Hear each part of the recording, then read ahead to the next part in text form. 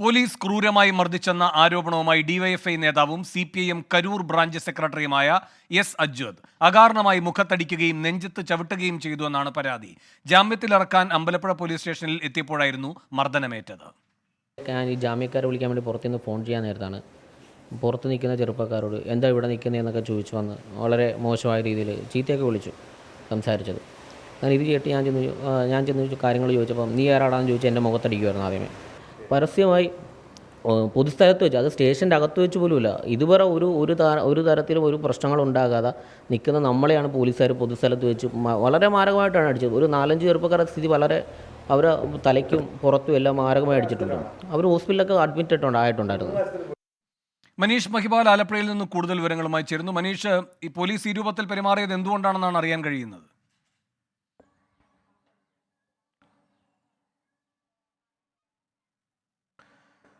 വേണുബാലകൃഷ്ണൻ, അതായത് ഈ സംഭവം ഉണ്ടാകുന്നത് ഞായറാഴ്ചയാണ്. മർദ്ദനത്തിന് ഇരയായി എന്ന് പരാതിയുമായി രംഗത്ത് വന്നിട്ടുള്ളത് ആലപ്പുഴയിലെ അമ്പലപ്പുഴ കരൂർ ഡിവൈഎഫ്ഐയുടെ മേഖലാ സെക്രട്ടറിയും ഒപ്പം തന്നെ കരൂർ തെക്ക് ബ്രാഞ്ച് CPM-ൻ്റെ ബ്രാഞ്ച് സെക്രട്ടറി ആയിട്ടുള്ള എസ് അജ്വദാണ് ഈ പരാതിയുമായി രംഗത്ത് വന്നിട്ടുള്ളത്. അജ്വദ് അടക്കമുള്ള ഡിവൈഎഫ്ഐ പ്രവർത്തകർക്ക് ഞായറാഴ്ച മർദ്ദനമുണ്ടായി, പോലീസിൻ്റെ ഭാഗത്തുനിന്ന് മർദ്ദനമുണ്ടായി. ചില CPO ഉദ്യോഗസ്ഥരാണ് മർദ്ദിച്ചതെന്നാണ് പറയുന്നത്.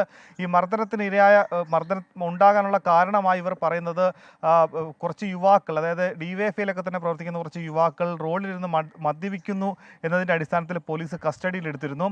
ഇതിൽ തുടർന്ന് ഇവരെ ജാമ്യത്തിലിറക്കാൻ പോലീസ് സ്റ്റേഷനിൽ എത്തിയതായിരുന്നു ഈ ഡിവൈഎഫ്ഐ നേതാവ്. അങ്ങനെ പക്ഷേ വാഹനം പോലീസ് വിട്ടു നൽകാൻ തയ്യാറായിരുന്നില്ല. ആ സമയത്ത് പോലീസ് സ്റ്റേഷനിൽ CIO, SIO, DYSPO അങ്ങനെ മുതിർന്ന പോലീസ് ഉദ്യോഗസ്ഥർ ആരും ഉണ്ടായിരുന്നില്ല.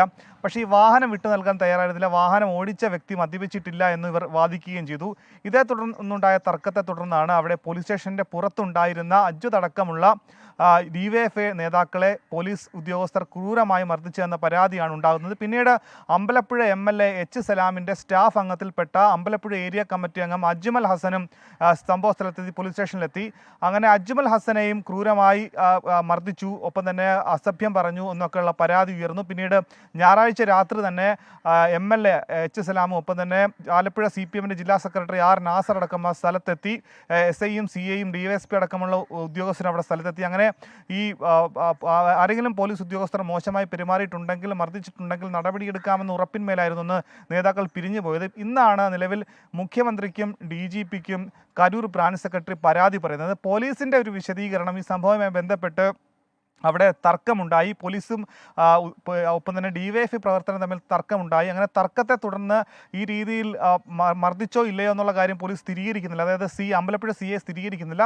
ഇത് സംബന്ധിച്ച് അന്വേഷണം നടത്താൻ DYSP എന്താണെങ്കിലും CAയോട് ആവശ്യപ്പെട്ടിട്ടുണ്ട്. ഏതൊക്കെ ഉദ്യോഗസ്ഥരായിരുന്നു അവിടെ സമയത്തുണ്ടായിരുന്നത്, ഇവരെ ഈ നേതാക്കൾ പറയുന്നത് പോലെ മർദ്ദിച്ചിട്ടുണ്ടോ എന്നുള്ള കാര്യമൊക്കെ പരിശോധിക്കാൻ പറയുന്നുണ്ട്. എന്താണെങ്കിലും ഇവർ കഴിഞ്ഞ ദിവസം തന്നെ ആലപ്പുഴ വണ്ടാനം മെഡിക്കൽ കോളേജിൽ ചികിത്സ തേടിയിരുന്നു. നെഞ്ചത്തടക്കം മർദ്ദിച്ചതിൻ്റെ പാടുണ്ട്, നെഞ്ചിൽ നീർക്കെട്ടുണ്ട്, പലരുടെയും കഴുത്തിലടക്കം മർദ്ദിച്ചതിൻ്റെ മറ്റു പാടുകളും ഒക്കെ തന്നെ ഉണ്ട്.